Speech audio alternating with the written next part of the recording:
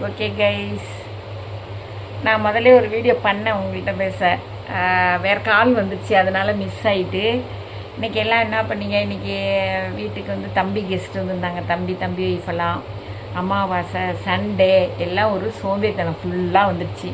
அதான் வெறும் ஷார்ட்டாக போட்டுவிட்டோம் உங்களுக்கு. ஏன்னா உங்களுக்கும் அதே மாதிரி தானே இருக்கும். ஒரு நாள் ரெஸ்ட் எடுப்பீங்க. என்னடா இந்த அம்மா தொந்தரவு கொடுத்துட்ருக்காங்களே, இந்த அக்கா தொந்தரவு கொடுத்துட்ருக்காங்களேன்னு நீங்கள் நினைக்கக்கூடாது. அதனால தான். இருந்தாலும் உங்களை இப்போ எப்பொழுதும் போல் ஒரு டிஸ்கஷன் நம்ம பண்ணுவோம் இல்லையா, அது போல் பண்ணுறோம். இன்றைக்கி வந்து எங்கள் வீட்டில் இருக்க அந்த கபோர்டு, அந்த இந்த நைஃப் ஸ்டாண்டு, மேக்னெட்டிக் ஸ்டாண்டு இதெல்லாம் போட்டு விட்ருக்கோம் பாருங்கள். அதெல்லாம் கொஞ்சம் நல்ல இதுதான், உங்களுக்கு நல்லாயிருக்கும். அதெல்லாம் பாருங்கள். இன்றைக்கி வந்து மத்தியானம் எங்கள் வீட்டில் சாம்பார் தான். முருங்கைக்காய் சாம்பார் வச்சேன். புடலங்காய் கடலைப்பருப்பு போட்டு கறி மசாலா கூட்டு மாதிரி வைப்போம் இல்லையா, அது வச்சேன். மல்லி ரசம் வச்சேன். மல்லி ரசம்னா இந்த பச்சை கொத்தமல்லி இல்லை, அந்த வரமல்லி போட்டு ஒரு ரசம் ஒன்று வச்சேன். அப்புறம் அப்பளம், வடை, பால் பாயசம், கீரை, முளைக்கீரை கூட்டு இல்லை பொரியல், அதான் தயிர் பச்சடி. இது இன்றைக்கி வந்து அமாவாசை இல்லையா, அதனால் நான் பண்ணேன். தம்பி ஒய்ஃப் வந்தாங்க. சரி, சாப்பாடெல்லாம் நல்லா இருக்குன்னாங்க. ஓரளவு சாப்பாடெல்லாம் நல்லா தான் செய்வேன்னு நினைக்கிறேன். எல்லாருமே சொல்கிறாங்க நல்லா தான் இருக்கிறேன். அதனால் நல்லா இருக்குது, சாப்பிட்டாங்க. நான் அப்புறம் அந்த அமாவாசை இதெல்லாம் வீடியோ எடுத்து இடத்துக்கு எல்லாம் பொரியல்லாம் நீங்கள் செய்கிறது தானே. கேரட்டும் பீன்ஸும் போட்டு பொரியல் பண்ணியிருந்தேன். நீங்களும் ஏதாவது பண்ணியிருப்பீங்கன்னு நினைக்கிறேன். இந்த மாதிரி ஹேர் ப்ரஷ் கூட நீங்கள் வாங்கலாம். ஹேர் ப்ரஷ்ஷுக்குள்ளே இது நல்லாயிருக்கும். நல்ல தலையை நல்லா சீவத்துக்கு நல்லாயிருக்கும் உங்களுக்கு. இந்த மாதிரி ப்ரஷ்ஷு வாங்கிக்கலாம்.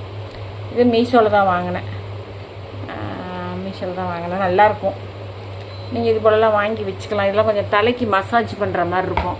அதே போல் குளிக்கும்போது என்ன பண்ணுறீங்க, நம்ம தலை குளித்து முடிச்சிடறோம். பேக் போட்டு ஹேர் பேக் ஏதோ ஒன்று போட்டு முடிச்சிடுறோம். ஏதோ ஒரு நாள் ஒன்று போடுறோம். வாரத்துக்கு 2 நாள் இல்லை, அட்லீஸ்ட் ஒரு நாளாவது ஆயில் பாத்து. உங்களுக்கு என்ன ஆயில் பிடிக்குமோ, கோகனட் ஆயிலாக பரவாயில்ல. கோகனட் ஆயில் நம்ம வெங்காயம் போட்டு ஒன்று போடுவோம் இல்லையா, அது போட்டுக்கலாம். அதுவும் ஆயில் பாத் தான். இல்லையா, ஆலிவ் பாத் பிடிக்கணும், ஆலிவ் ஆயில் பாத், அது ஒன்று. ஏதோ ஒன்று ஒரு நாள், வாரத்தில் ஒரு நாள் ஆயில் பாத் வச்சுங்க. தினம் தலை குளித்தா கூட இது பண்ணுறதுல, நான்லாம் தினம் தலை ஹேர் பேக் போடுவேன். தினம் தலை குளிக்கிறாள். நல்லா தான் இருக்கேன். ஹேரு ஷைனிங்காக இருக்கும். இன்னைக்கு கூட நான் ஆயில் கூட போடலை, வெறும் தலை தான் குளித்தேன். பாருங்கள், ஷைனிங்காக இருக்கும் முடி குளித்தோம்னா. ஏன்னா எப்படி ஷைனிங் வருதுன்னா, அழுக்கு இல்லாமல் இருக்கும்ல, அழுக்கே இருக்காது, கொஞ்சம் தூசு கூட இருக்காது, அது போயிடும். அதனால் ஷைனிங்காக இருக்கும் போல். ஷைனிங்காக தான் இருக்கும். எல்லாருமே சொல்லுவாங்க ஷைனிங்காக இருக்குக்கா அவங்க இது ஹேர்னு சொல்லுவாங்க. அதனால் தினம் தலை குளிக்கிறது ரொம்ப நல்லது. தினம் ஒரு பேக் போடுறது அதை விட நல்லது. வாரத்தில் 2-3 நாள் வந்து இந்த குழப்பான திரவங்கள், எப்படின்னா வந்து இது இந்த சீட்ஸ் போடுறோம்.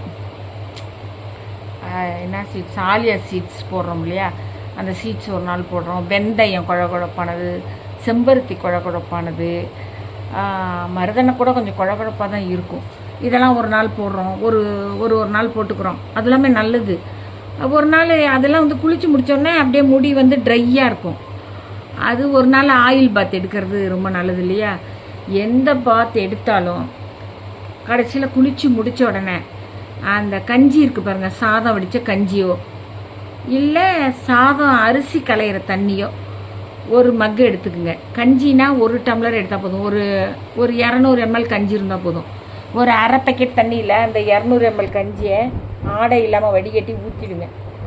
ஊற்றி நல்லா அரை பேக்கெட்டுக்கு மேலே தண்ணியாக இருக்கணும். அதை வச்சு கடைசியாக அலசினீங்கன்னா சிக்கே இருக்காது முடியல.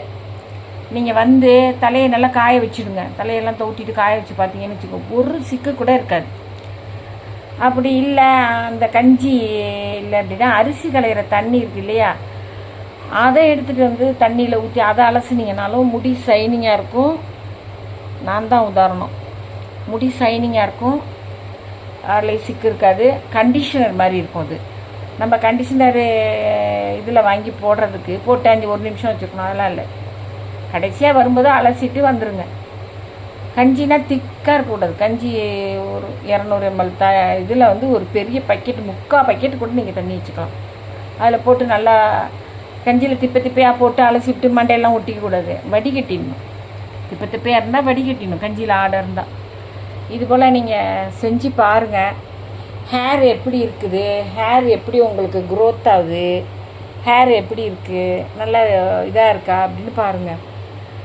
உங்களுக்கெல்லாம் நீங்கள்லாம் செஞ்சீங்கன்னு வச்சிங்க, சின்ன வயசு பிள்ளைங்க சும்மா அடர்த்தியாக காடு மாதிரி இருக்கும் முடி வளராமல் ஒரு நாளும் இருக்காது. எல்லாருக்கும் முடி வளரும், நம்ம செய்யணும். ஆனால் முடியோடது சில பேருக்கு கம்பி மாதிரி இருக்கும், சில பேருக்கு அப்படியே ஒரு தின்னாக இருக்கும்.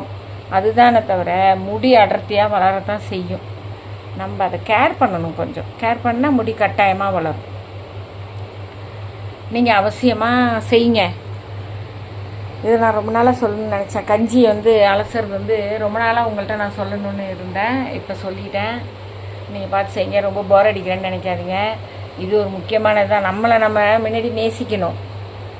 அப்போ தான் நம்ம எல்லாரையும் நம்மளையும் எல்லாரும் நேசிப்பாங்க, நம்ம எல்லாரையும் நேசிக்கலாம். ஆமாம், நம்ம இதெல்லாம் ஒரு இன்ட்ரெஸ்ட் இருக்கணும் நம்ம. Okay, bye by.